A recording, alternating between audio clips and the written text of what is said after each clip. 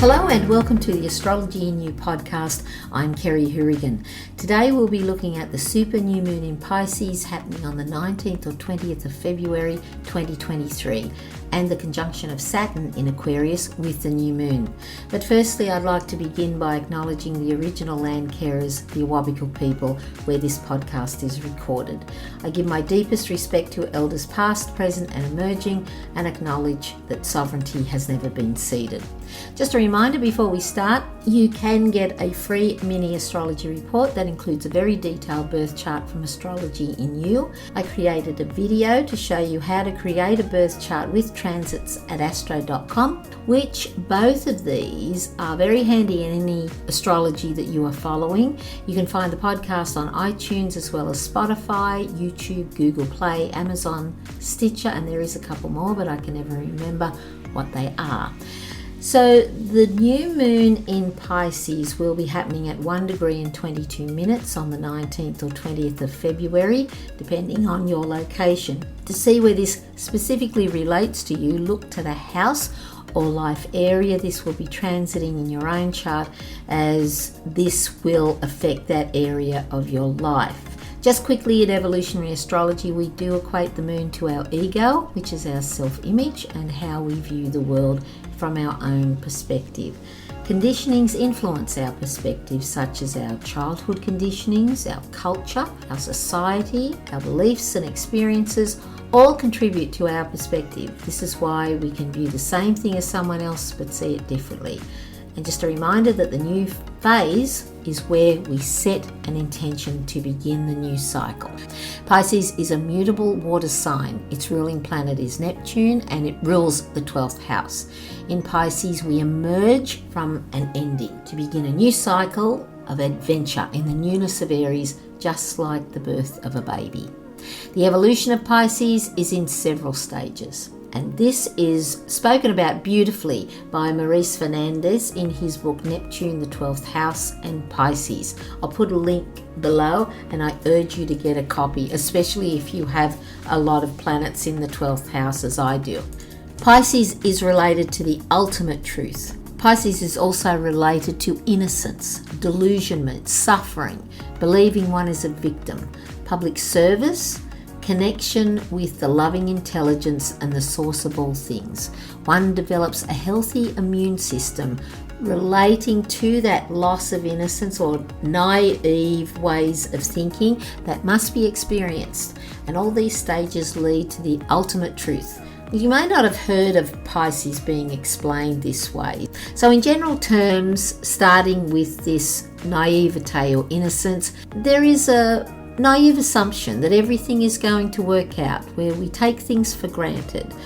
One just wants to kick back and go with the flow, and this can go well into adulthood, even though we experience things not working out over and over.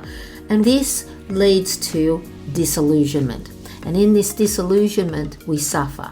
We feel let down, we feel hopeless, we feel unworthy, where everything is futile and we just can't see the point. And through this loss of innocence or naivete, we feel hurt by existence itself because of this blind trust that has come from this innocence.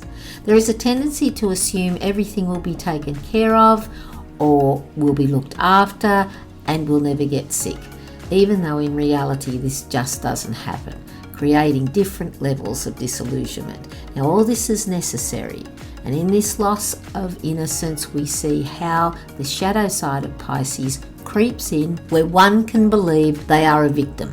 And in this victimization, emotions of resentment and revenge rise to the surface, creating anger, and anger leads to sadistic behavior in its extreme.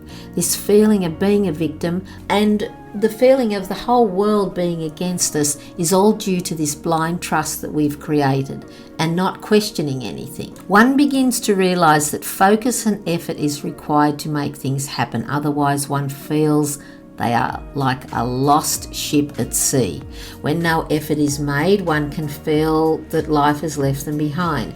This impacts on things like undeveloped communication skills, underdevelopment in relationships, a weak immune system, and lack of asserting oneself. When this continues, one can experience the dark night of the soul, where one hits rock bottom and all the illusions are real until it is discovered they are not. And Buddha said it best. He said, take your eye off the illusion. There is no truth to what you are seeing. You have to think, well, what did he mean?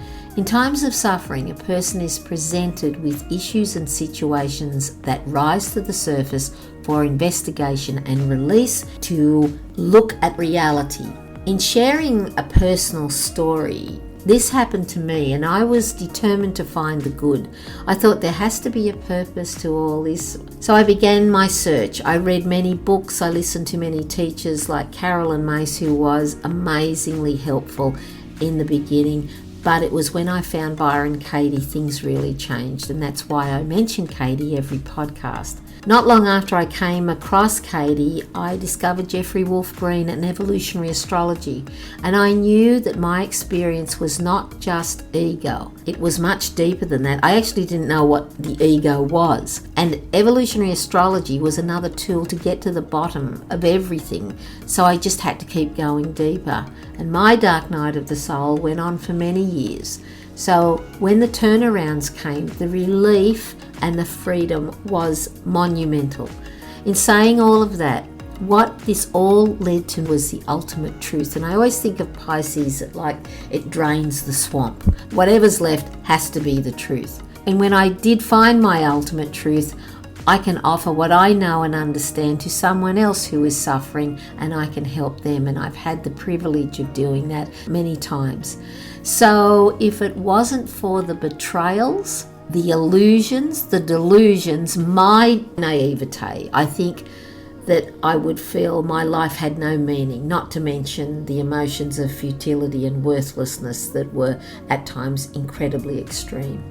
In my case, I have Pluto in Virgo, and I have 4 other planets in Leo, all in the 12th house, and I have Pisces on the 7th. So all the betrayals and issues I had didn't know how to deal with. I had no clue how to deal with them at the time, all related around other people. And this lined up perfectly for my soul's experience to keep me going in my evolution. I mean, I have to smile and be so grateful when I think of how and what happened back then. I came to the conclusion there was just no other way I would get here, and it blew my mind. It really did. These experiences taught me so much. I wouldn't change a thing. I used to hear people say that, and I think, well, I'd change everything, but I understand what they mean now. We have to remember there is always a higher meaning in such struggles and challenges.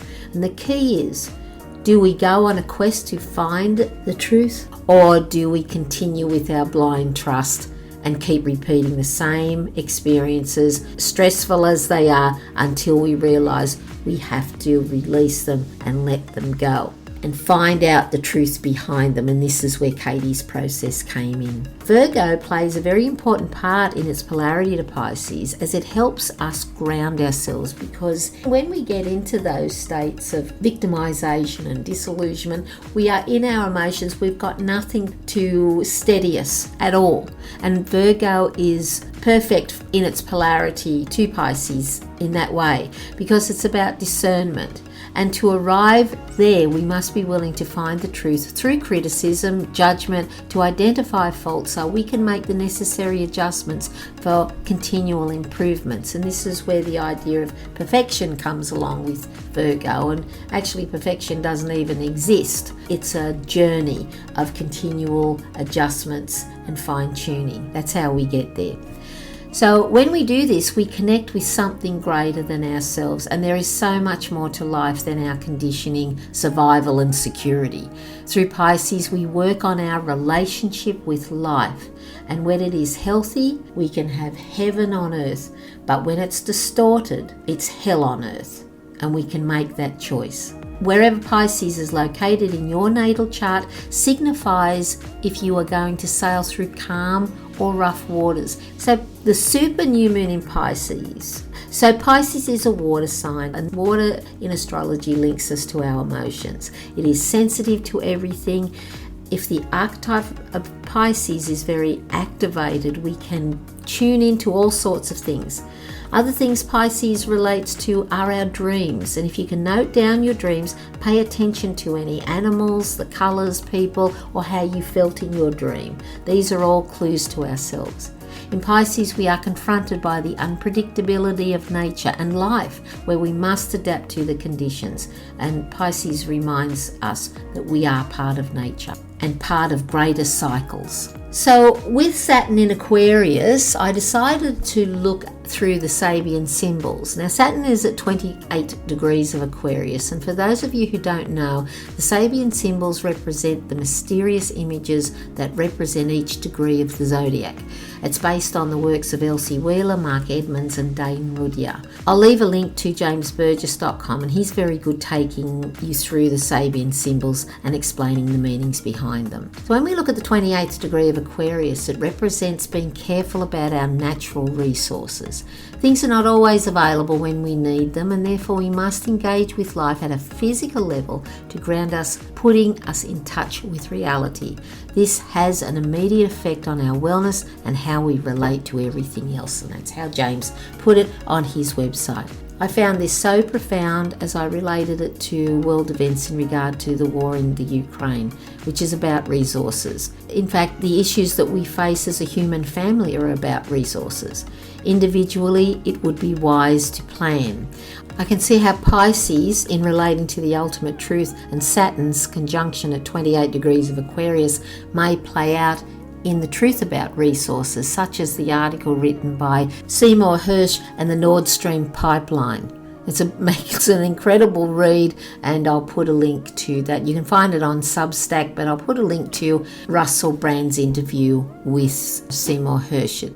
Saturn represents the old and Aquarius the new, and I feel we will see more of the old collapsing to make way for the new. So it is wise. Do what you can for your health, your finances, and your overall well-being.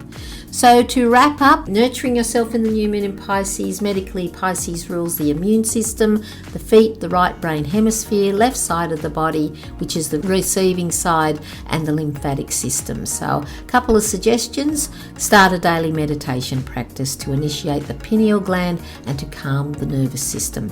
Take full responsibility for your actions. Let go of what you know you must to move forward, to evolve, and keep releasing. Be in nature where possible.